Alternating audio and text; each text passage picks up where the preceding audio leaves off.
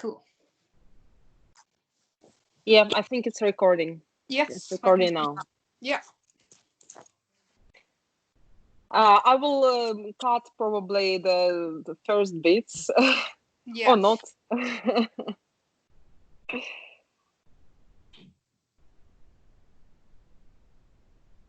One moment. So you can hear me well, right? Yes, very clear. How are you today? Yeah, okay. I had a busy morning and then a lazy afternoon, so that's all fine. Excellent. Thank you very much for your time and for agreeing for the interview. Yeah, no problem. So let's go straight away into it, yeah? Yeah. Well, first of all, I wanted to ask you about your previous diet experience. How did you feel before you joined the program? What diets did you try? What worked? What didn't work? What made you join? Yeah. So basically, I kind of have a long history with dieting. Just from a very young age, like a child. I've always been a bigger kind of person, but probably quite unusual in my family, I think. So yeah, I didn't really look much like my other family members. So even from very early memories, I had really early memories of restricted diet, from a child's age. And never really comfortable relationship around food. It was always something that was measured or good or bad, or even from a child. So my weight probably always fluctuated, or not my weight, but my general appearance probably just always fluctuated. And just times, more stressful times, probably tended to be heavier, or much lighter. And then you kind of get that comments from other people where you look healthy. 2 ticks. You look healthy. Right. You're gonna play with daddy. You come play with daddy, okay? Right, come play with daddy.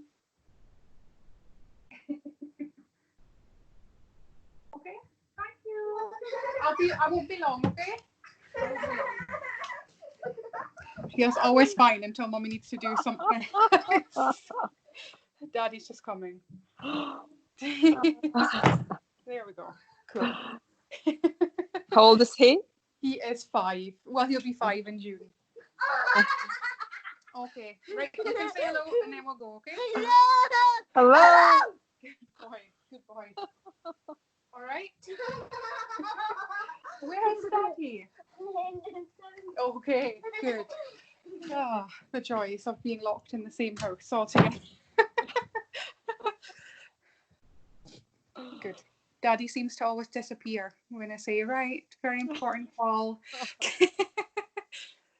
What I was saying about going back. So so kind of when, say for example, you're maybe a smaller size, people say that you look very well, but maybe that your mental health is not in a good place. So just very much being on the sharp end of people commenting on your appearance and attributing that to whether you're healthy and well. And I think that often when you are slimmer or smaller, that it can often correlate to a time where you're not maybe in the best, mental health, or you're taking actions, that are detrimental to your mental and physical health.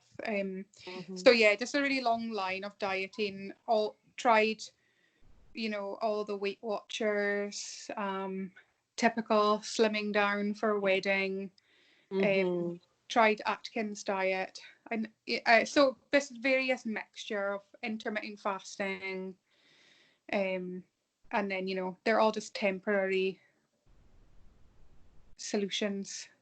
And all include restrictions. Very much. All about strict rules and restricting food. And then also not personalized, so very general.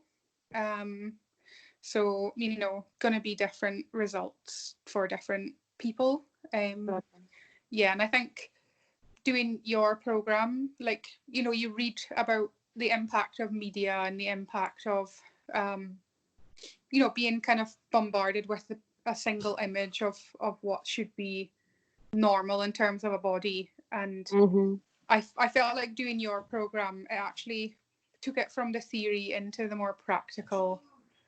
Because, you know, I'd read Laura Thomas's book about health at any size and really took on board. So I'd actually found some of the analysis that she had used in her book. But when you read it, it's very contradictory to the other information that you're receiving.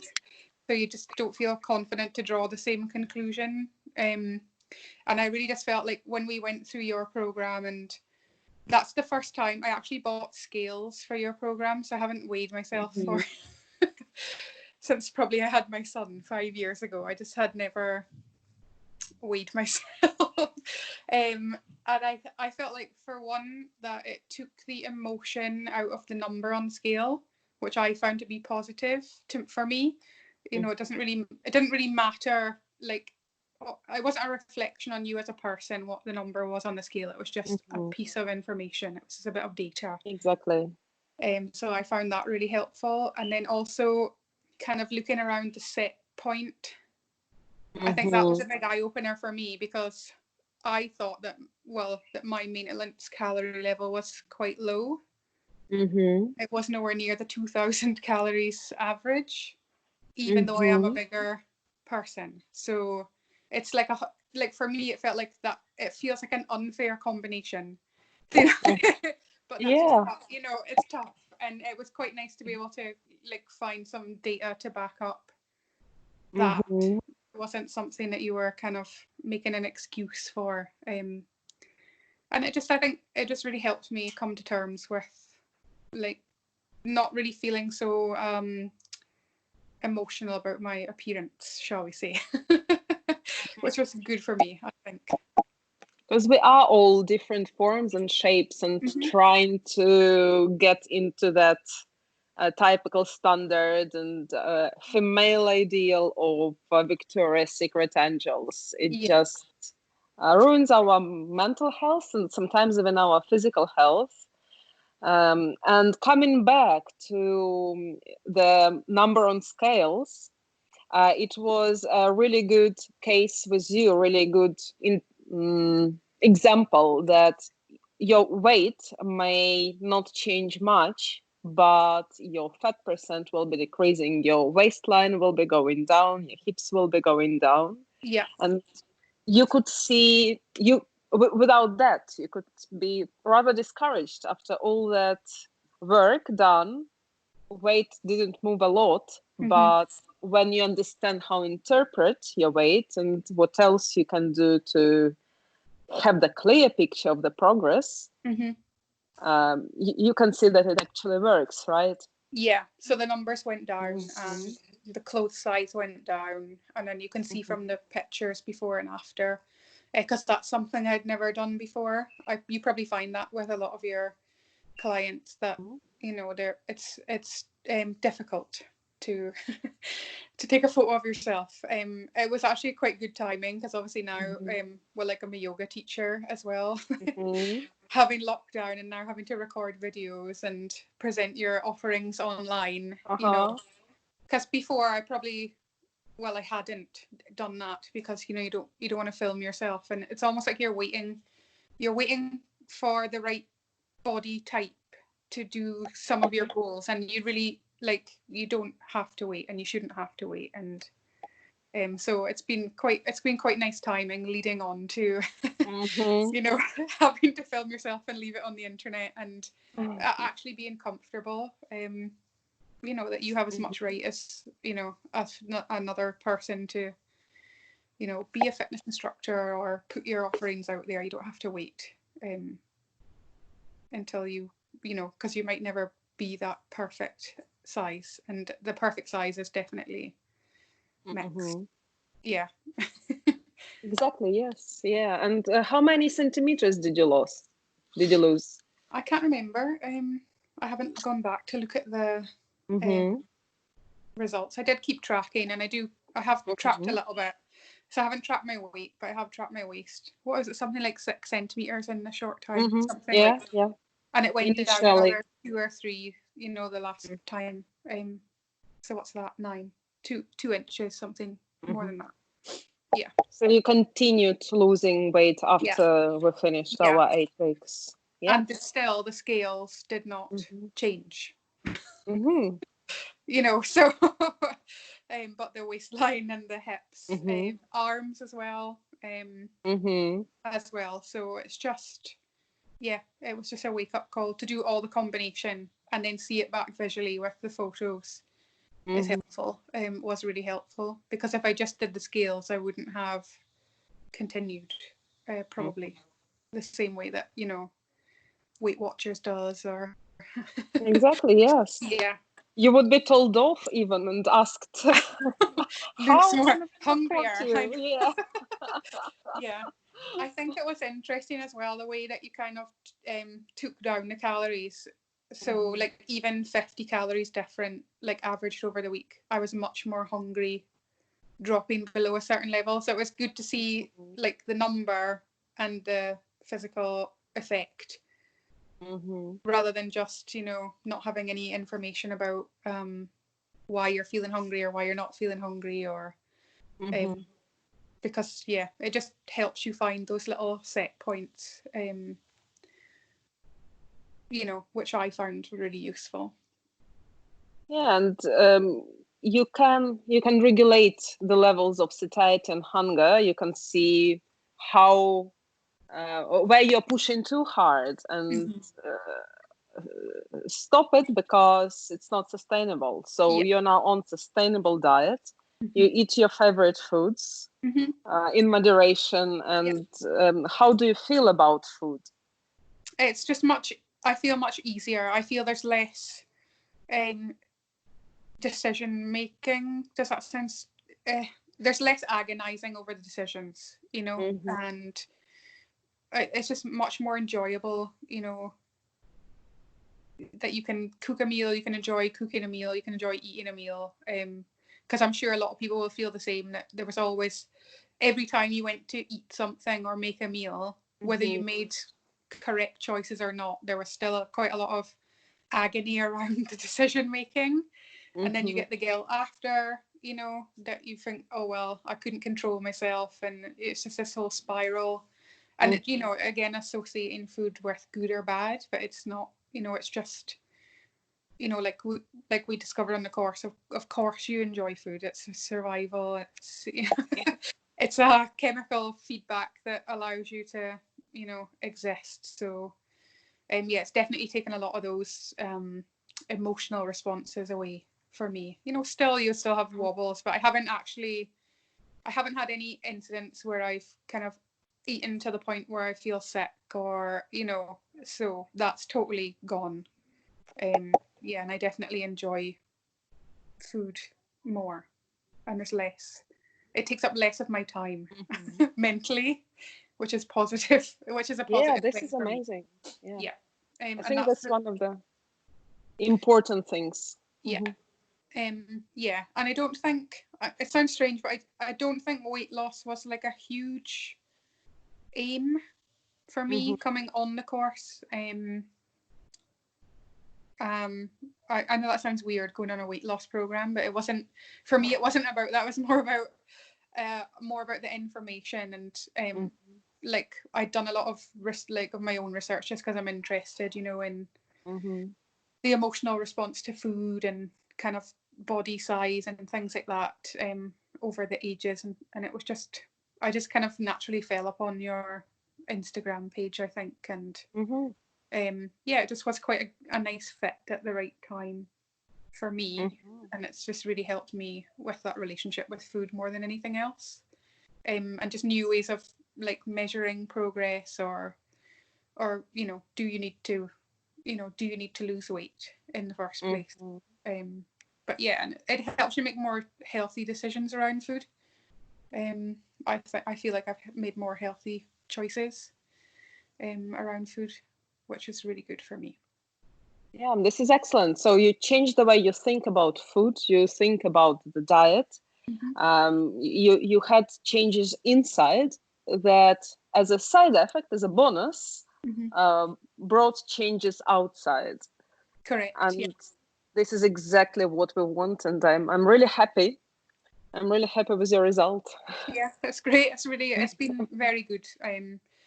You know, and also just knowing that your body's like changing in a positive way internally, just like you said earlier, regardless of what the number is on the scale. I think everybody just wants to see the number going down. I mean, from doing intermittent fasting, when I did that before, you know, the number will change very quickly. So I think, you know, if I did a week, so the 2 days of intermittent fasting, maybe the scale would be something like £10 lighter. But you know, it's not fat, it's just water, it's just that chemical balance. So nothing changed in that period of time, really, apart from the water content. So it was just really nice to reinforce that it's not always about the number when you step on the scale. But still, it was useful for me for decoupling that emotional response to the number on the scale, which I think it's just common, isn't it, in our society to joke about. Yes, it's all about. It's just very normal, but still not healthy, I don't think. No. Yeah. What can you recommend to people who are not sure whether to join or not? I found it very beneficial for me, and I'm not sure, but I'm just making a guess that every individual will take something slightly different away, and that if you're looking for weight loss, you're gonna get it, because it's a process. It's not anything magic, and it's not anything that's masking like intermittent fasting or Weight Watchers. It's something that's a bit longer lasting than that. And then I feel confident now moving forward that I can choose to lose weight if I want, or choose to, you know, use the tape around the waist. But yeah, just even the relationship moving forward with food is much healthier. And yeah, depending on the training patterns, if you're into your fitness as well, you'll be able to alter it as you go along. So I just found it really useful, and it was very bespoke and very tailored, and I quite like that compared to, you know, putting points in an app or talking to a bot to get, you know, customer service. So yeah, I just would say that it gives you a lot of tools that you can keep even once the program is finished, and it really was just kind of like a starting point for me. But certainly for me, like the benefits of how I feel about myself are really was the main winner for me. So thank you for that. That was great. Yeah, thank you very much for participation. Great results, great following. And thank you very much for spending time to make this call. It's really important. Thank you. Great, thanks. And hopefully you can cut my crazy child out of the middle of the video. How? He's an outdoor person, so being indoors a lot is, we just have to let him out. He just loves being outside. So yeah, once he's been indoors for too long, you just I don't blame him. I'm the same. I'm going crazy. Yeah. So how is your yoga going? Yeah, it's going well actually. It seems really silly, but not having to go into work, and then just and like including all the classes and the office, it was just immediately much more relaxing for me, which is ridiculous that a pandemic can be less stressful than your everyday life. And I think I've really noticed as well, like I'm not as hungry because my stress levels are way down. So I think I've gone from teaching 12 classes a week to maybe 12 classes a month. And I get to do much more of my own workouts, which I obviously was missing before because you put everything into teaching others. So it's just, yeah, it's actually been quite a nice full stop for me to kind of have a little bit of breathing space, that I'm not constantly just working all the time. And then, yeah, when you're really stressed, I think you don't really realise. But I'm definitely one of these people that thrives on stress. I need a little bit of stress. Push me in the right direction. I do Do you need need that. it? I do need a little bit. Like, you know, I'm not one of those people that's like last minute, but I need a few tasks to keep me moving forward. Yeah, there was a time in my life where I just sat on the couch all the time, and you're just mindful where you could I don't want to go back to that, but maybe a little bit more of that would be good. So the teaching's been good, and yeah, the world doesn't fall apart when you're not teaching, you know, 12 group exercise classes a week. That's one of the things that we also can include into interview, that yeah, your activity levels changed, but your nutrition adjusted naturally, and you don't feel worried about not teaching all these classes anymore. Yeah. And weight has not changed, you know, not gone up. It went down. Maybe I actually lost an extra kilo maybe off the scales in the first fortnight. So actually, and then I haven't seen such a massive up down in the graph that was before, you know, because I definitely did see, you know, the evenings where I was teaching a lot of classes in a row, that they would just cause huge spikes and in the graph. So it's just definitely, it's interesting to see the impact that doing that has on your body. Yeah, and that what stress holds on, because you're not sure how much of that is like real. You know, you get this like stress causes tension in the body, and you're like, well, does it? Do we know that?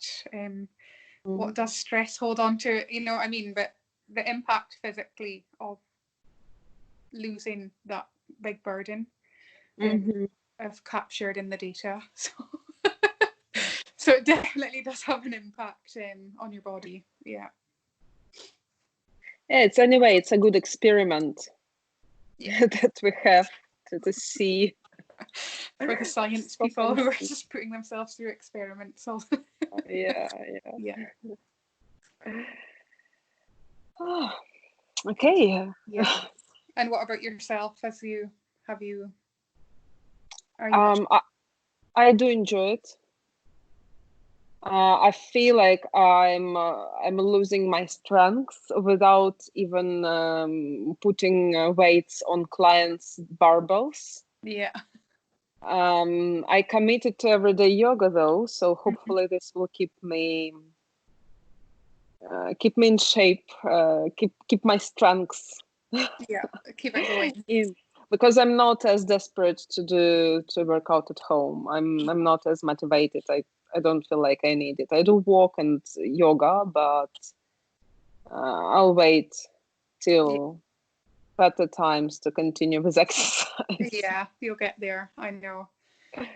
Yeah, I feel it puts a good kind of a little bit of structure in my schedule. You know, I just have a few classes. I've definitely made them shorter, so now we have more like I do my bar just 30 minutes now, and my Pilates just 45 minutes, and then I'm lucky I have my reformer at home, so I've had a chance to get on that. And I find that with my kind of joint issues, that the reformer is just a really good option.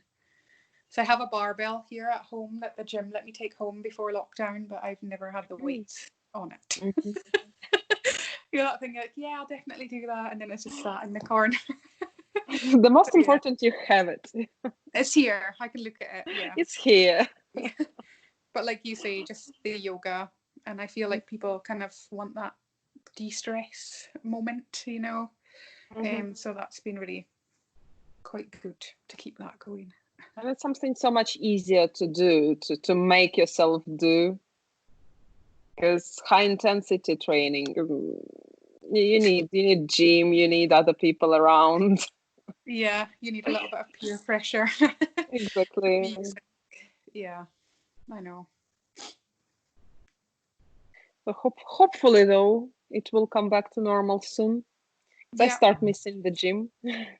Yeah, You know, it's crazy when you start missing the gym. I know. It's tough. I know. It's more though, isn't it? Like it's a social thing as well. That's true. So yeah, I know. Who knows? Yeah. And you still teach your classes online, right? Yeah, so I joined the Zoom brigade. Yeah, I'd been meaning to do it for some time and just never had time or really any motivation to get anything up there. But yeah, so we do Zoom a few times, and I have a free session on the Facebook. So I know there's this big debate about offering free stuff, but it's just quite nice. I just thought just to keep everybody in touch, and it's really nice to just touch base with everybody a couple of times a week. It's been really nice to keep that community element alive, you know, because you can't go out and meet everyone. So, That's yeah, true. but the schedule's not so taxing that it feels like a burden. Like, you know, I really look forward to That's getting the this. most important. Yeah, and also you can feel like because you're not going into the office that you can do it when you feel like it. Like, you know, I was never like 6:30 in the morning type of a person. But then also by the time you get to 5 o'clock, you're knackered. But you know, if you feel like it at 10 in the morning, you've got half an hour, then it's quite nice. You're free to do it at that time. Yeah, it's a luxury of listening to your body. Yeah, luxury, exactly. And then you just realise like how much you try and squeeze yourself into. And it's the same with food. Like, you know, you have to eat before you go to work because you don't know whether lunchtime's going to be at 11:30 that day or 2:30 that day if you've got meetings, or you know, you never know if your day's going to end, or you know, if you're out teaching at night, often you'd be having your dinner at 9:30 and you don't want to be eating then, but you don't want to be going to bed hungry. So it's quite nice just to find the natural rhythm of what your body's asking you to do, which is good. Yeah, like you say, it's like a luxury in modern times to be able to do that and cook rather than having to have something that you can eat at your desk whilst typing with one. Actually, yes, I started cooking much more. Yeah, it's nice. I find it really relaxing. Putting together a meal and having the time. You know, it takes an hour probably to cook a meal and eat it. So it's just nice to be able to take the time, take care. It's nice. Yeah, if it's enjoyable, it's yeah. For me, it's therapeutic to cook. I know for many Ukrainian women, it's not because it's like they have to, and they do not have a lot of options to buy ready meals. Yeah. So for me, it's more like a hobby, and I do it when I want it, Yeah. and I enjoy it, and not because I have to. Yeah, that's good. Yeah, I know. Yeah, it makes it so much easier when it's not something that you have to do, that you choose to do. Yeah, that's good. Excellent. Okay, it was really nice to talk to you. Is your granddad recovered completely Yeah. now, feeling better? Yeah, he's at home now. Mm-hmm. Yeah, and I think he's always been like very fit, but not, you know, obviously not going to the gym because he's 86, but he like plays his golf 5 times a week, and he'd always walked his dogs twice a day, and he always made sure he wasn't sitting for too long. And yeah, he did have a restrictive diet, but in a healthy kind of a way. Like he only eats like beef and tomatoes and a few like oranges, but it's like in a strange way, it's like quite balanced. It Um, is, yes. yeah, but you know, for like, I think it really did well for him on that occasion because it was a very close call. But yeah, he was fit enough, you know, that he had enough reserves to That weather is it out. amazing. So yeah, he's very lucky. Yeah, and he's back now, desperate to get out to walk his dog. So I think tomorrow, I think he's allowed out of the house. Yeah. Oh, excellent. So it's good. Yeah. But yeah, it just brings it home that it's real. It's not something on the news that's happening to someone, you know. And I think really just don't catch it, because if you do, it's 50-50, and there's not odds that I like. Yeah, there is no guarantee. You're on Yeah, a roll, so. yeah. And we have no ICU here. Mhm. So we have a nice new hospital. I'm just looking out because I can see it out my window, but it's if it gets bad, it's a helicopter flight to somewhere else. So so yeah, it's really, we have all the ferries are off, planes are off, like we're totally isolated. There's no, you can't leave unless you're ill. That's it. The only way you're getting off the island. And the shops are still open, but there's some issue now with wholesalers. Like the goods are not making it here. Like certain foods are not making it all the way up the chain.